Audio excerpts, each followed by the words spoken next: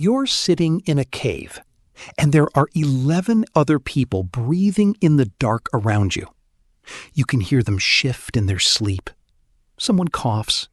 Someone else laughs quietly at something you can't quite make out. You've never once, in your entire life, spent a night completely alone. Not one night. For roughly 300,000 years, humans didn't have a word for loneliness because the condition didn't exist to name. Now, compare that to your life. 1 in 3 adults today report feeling lonely on a regular basis.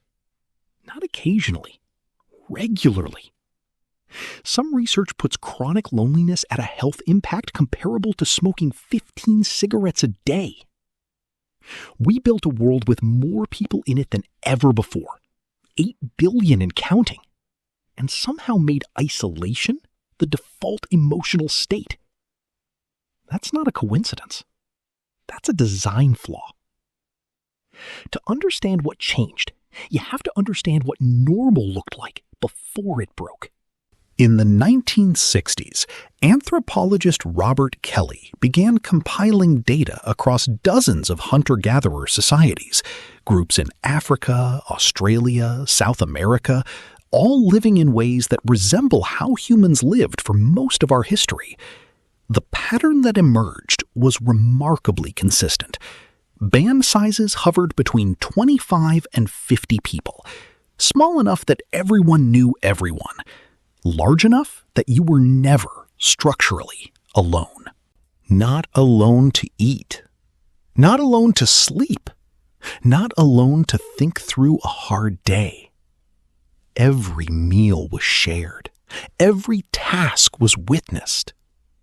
Every fear you had, the people around you already knew, because they'd known you your entire life, and you'd known them theirs.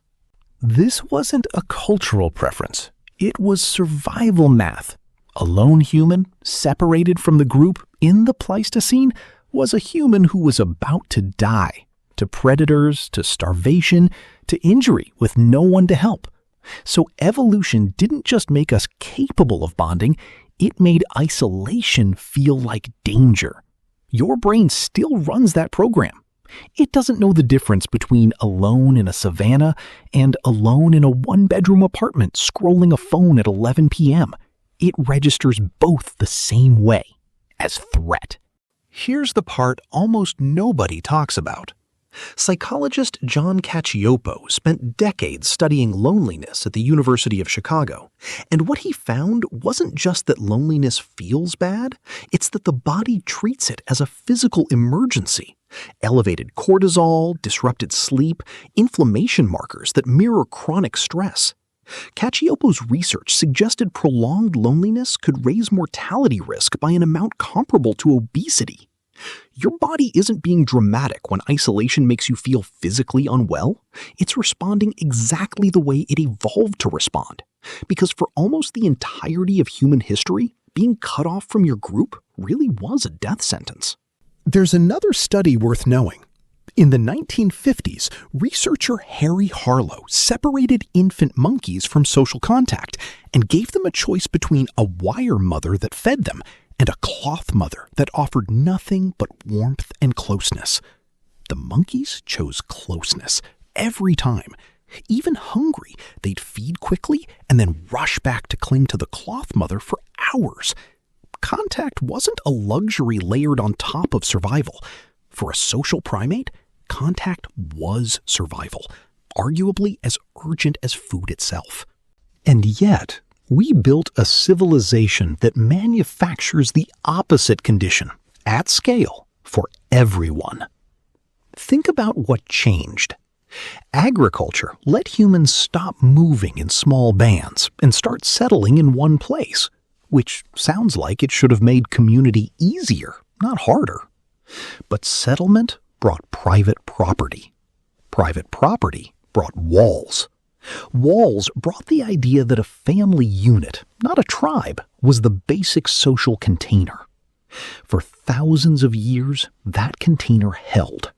Extended families lived close, often under one roof for one village across generations. Then industrialization hit, and the containers shrank again. Jobs pulled people away from the villages they were born in. Cities offered opportunity, but they offered it to individuals, not to tribes. You could get work in a factory 100 miles from everyone who'd ever known you as a child. Extended families scattered. Neighborhoods became places you slept, not places you lived. Stop and think about that for a second. That entire shift from a village of people who'd known you your whole life to a city of strangers who don't know your name happened in roughly 200 years. A blink on the timescale your nervous system was built for. And now, most recently, even the family unit itself has fractured into individual bedrooms, individual screens, individual feeds, each person alone in a room full of people. The average American today has fewer close friends than at any point since researchers started measuring it. In the 1990s, most people reported having around 3 close confidants. Today, a growing number of people report having none. 0. Not a small group. 0. Compare that to a hunter-gatherer band, where 0 close relationships wasn't a category that existed. You didn't choose your community out of a feed of strangers. You were born into one, and it didn't let you go. What's strange is that we didn't lose this by accident. Every step, private homes, personal cars, individual screens, algorithmic feeds tailored to you and only you, was marketed as progress. More privacy, more independence, more freedom. And each one, quietly, removed another person from the room. So when you feel lonely, even surrounded by roommates, coworkers, a phone full of contacts, that feeling isn't a malfunction.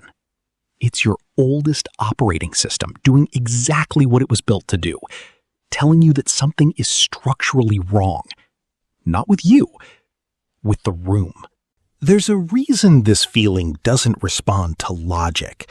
You can have 400 people who like your post and still feel like no one would notice if you disappeared for a week. That's because your nervous system isn't counting followers. It's asking a much older question, the same one it asked for 300,000 years. Is someone close enough to hear me breathing at night? For nearly all of human history, the answer was always yes. For most of us now, the honest answer is not really, not consistently, not the way it used to be. Maybe that's the real reason ancient humans never felt lonely. It's not that their lives were easier. In almost every measurable way, they were harder, shorter, more physically brutal, more precarious. But they were never, not once, alone in the dark without someone close enough to hear them. You still have that same body, that same nervous system, that same ancient need for 11 other people breathing nearby. You just don't have the cave anymore.